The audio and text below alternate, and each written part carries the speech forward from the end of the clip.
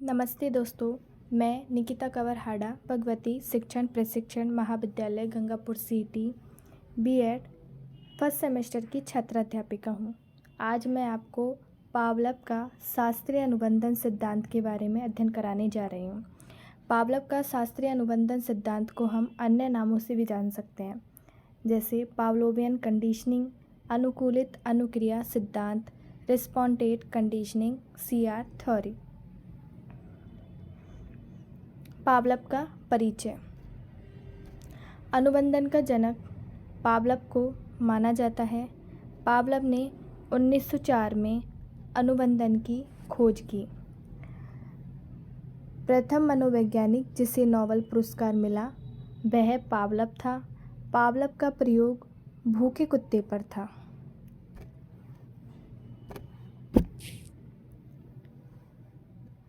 प्रयोग का उद्देश्य। पावलव ने कुत्ते में लार स्राव प्रतिक्रिया का अध्ययन किया, अर्थात पावलव ने एक भूखा कुत्ता लिया और उस पर अपनी प्रतिक्रिया दी। घंटी बजाने पर कुत्ते की प्रतिक्रिया देखी गई। मतलब पावलव ने देखा कि जैसे ही घंटी बजती है तो कुत्ता अपनी कैसी प्रतिक्रिया देता है। यह प्राकृतिक और सीखी गई प्रतिक्रिया को दर्शाता है। पावलव का सिद्धांत। पावलव का सिद्धांत क्लासिकल कंडीशनिंग पर आधारित है। इवान पावलव ने कुत्ते पर प्रयोग किया। यह सीखने की प्रक्रिया को समझाता है। Classical conditioning. हमारे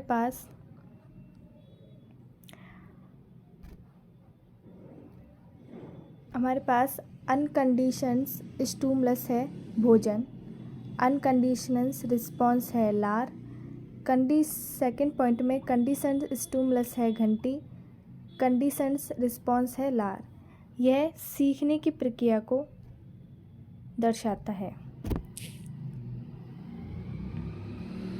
आगे हम पढ़ेंगे पावलव का अनुकूलित अनुक्रिया सिद्धांत।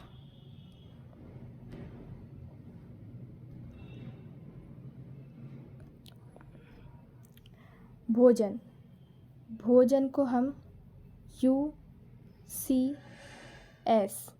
यूसीएस भी कहते हैं। इसका पूरा नाम है अनकंडीशनल स्टिमुलस, यानी स्वाभाविक उद्दीपक।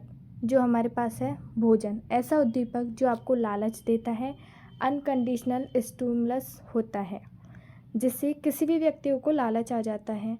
जैसे कुत्ते के लिए भोजन स्वाभाविक था, अर्थात मतलब जैसे ही कुत्ता भोजन को देखता था तो उसके मुंह में लार आना स्वाभाविक प्रक्रिया है। सेकंड है हमारे पास भोजन प्लस घंटी, अर्थात भोजन तो हुआ हमारा यूसीएस और घंटी हुई सीएस। मतलब पावलव ने पहले तो घंटी बजाता था, फिर उसी कुत्ते को भोजन दिखाता था। मतलब पहले तो स्टार्टिंग में तो भोजन दिखाया तो कुत्ते के मुंह से लार आई, तो हमारी ये स्वाभाविक क्रिया हो गई। फिर यह प्रक्रिया कुछ दिनों तक चलती गई। फिर सेकंड पॉइंट में भोजन हो गया हमारे पास यूसीएस और घंटी हो गई सीएस। मतलब पहले पावलव ने घंटी बजाई, फिर कुत्ते को भोजन दिखाया, तब भी कुत्ते के मुंह से लार आई, तो ये होगी अस्वाभाविक क्रिया, यानी कंडीशनल स्टिमुलस। ऐसा उद्दीपक होता है जिसको देखकर व्यक्ति किसी भी प्रकार की कोई प्रतिक्रिया नहीं देता है, वो हमारे पास है घंटी।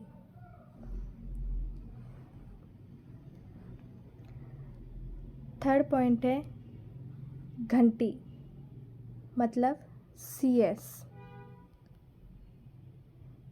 घंटी बजाई, मतलब सेकंड पॉइंट में तो पहले घंटी बजाता था पावलव, फिर भोजन देता था। यह प्रक्रिया भी काफ़ी दिनों तक लगातार चलती गई।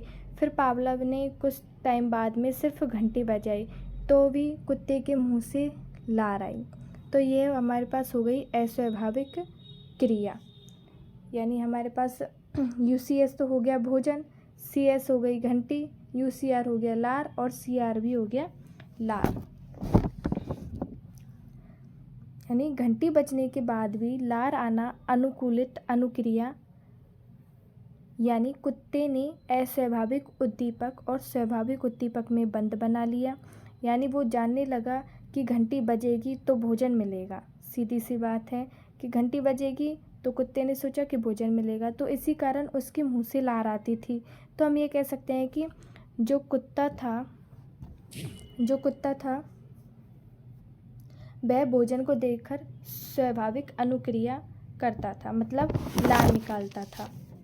लेकिन जब उस पर प्रयोग किया गया तो अंत में वह अस्वाभाविक उद्दीपक यानी घंटी की आवाज़ सुनकर भी स्वाभाविक अनुक्रिया करने लगा, और यह स्वाभाविक अनुक्रिया ही कहलाती है, यानी CR कहलाती है। इसी कारण इनके सिद्धांत को अनुकूलित अनुक्रिया सिद्धांत कहा जाता है। आगे बढ़ते हैं। इसके उदाहरण, मनुष्य में भी यह सिद्धांत लागू होता है। जैसे फ़ोन की घंटी संदेश की उम्मीद होती है, मतलब हमारे पास किसी का भी फ़ोन आता है तो हम समझ जाते हैं या तो कोई काम करने के लिए, किसी कार्य को करने के लिए हमको फ़ोन कर रहा है, मतलब हमको अंदाज़ा लग जाता है कि कोई संदेश आ रहा है, तो उसकी उम्मीद होती है। जैसे फ़ोन की घंटी बजती है, यह सीखने की प्रक्रिया को दर्शाता है। महत्व, छोटे बच्चों को अनपढ़ व्यक्तियों को सिखाता है। पावलोव का यह सिद्धांत छोटे बच्चे और अनपढ़ व्यक्तियों को सिखाना है। पशुओं की प्रशिक्षण में है, रटकर सीखने में है, आदत डालने में एवं बुरी आदतों को छुड़ाने में। मतलब इस पॉइंट में यह कहना चाह रहा है, ये जैसे कुत्ता था, उसमें तो पहले आदत डाली कि भोजन दिखाया तो उसके मुंह से लार आती थी, फिर घंटी बजाई, फिर भोजन दिखाया तो भी लार आती थी, फिर उसको घंटी बजाई तब भी लार आती थी। मतलब पहले कुत्ते में आदत डाली भोजन दिखाने की, फिर उसको घंटी बजाकर फिर भोजन दिखाया गया, फिर उसे घंटी दिखाई गई। मतलब पहले तो उसमें आदत डाली भोजन दिखाकर, फिर उसकी आदत को छुड़ाया गया। तो यह आदत डालने एवं बुरी आदतों को छुड़ाने में है। यह सिद्धांत पूर्ण से अंश की ओर लागू होता है। पूर्ण से अंश की ओर लागू होता है। सीमाएं, केवल सरल प्रतिक्रियाओं को समझाता है, जटिल व्यवहार को नहीं समझा सकता। प्रयोग केवल जानवरों तक सीमित है। इसकी आलोचनाएं, यह सिद्धांत केवल बाहरी उत्तेजनाओं पर केंद्रित है, आंतरिक विचारों और भावनाओं को नज़रअंदाज करता है। यह सीखने की प्रक्रियाओं का केवल एक पहलू है। वास्तविक जीवन में इसका उपयोग है, विज्ञापन और मार्केटिंग में इसका उपयोग है, बच्चों की शिक्षा में भी लागू होता है, व्यवहारिक थेरेपी में भी उपयोगी है। निष्कर्ष, पावलोव का सिद्धांत सीखने की प्रक्रिया को समझाता है। यह मनोविज्ञान में एक महत्वपूर्ण योगदान है। इसकी सीमाएं हैं लेकिन यह उपयोगी है। धन्यवाद। मैं अपनी वीडियो यहीं समाप्त करती हूँ। Thank you.